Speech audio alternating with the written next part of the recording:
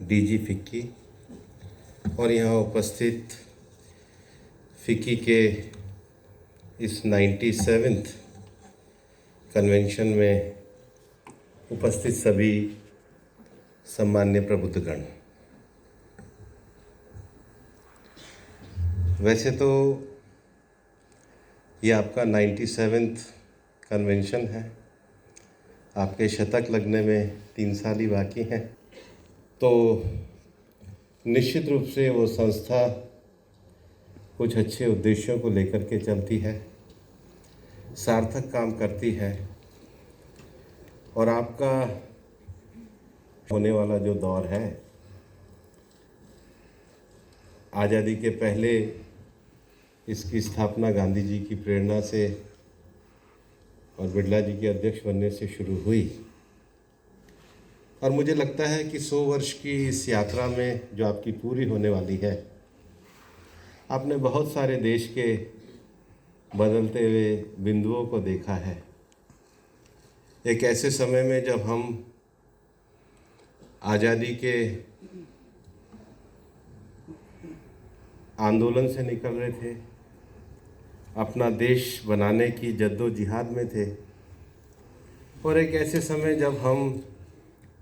बंद नीतियों में अपने आप को एक साम्यवादी मॉडल के,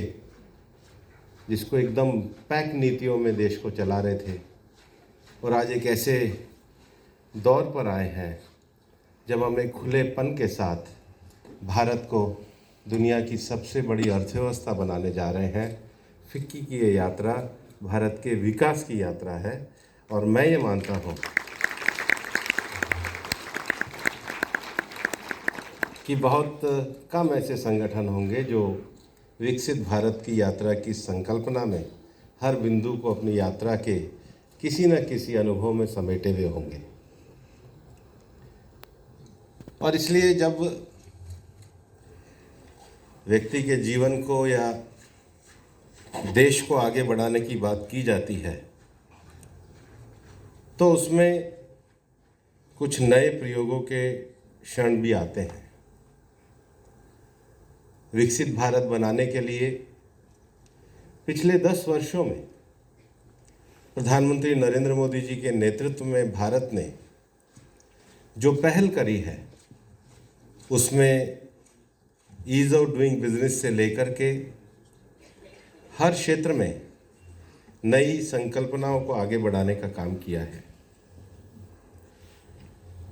और इसलिए कल मैंने शाह जी से पूछा था, मैंने कहा कि मैं आकर के अपने मन से कुछ बोलूं, आप ही कुछ पॉइंट सजेस्ट कर दीजिए कि मुझे क्या विषय रखना चाहिए। उनका पहला प्रश्न यही था कि विकसित भारत के बारे में आप ज़रूर कहिए।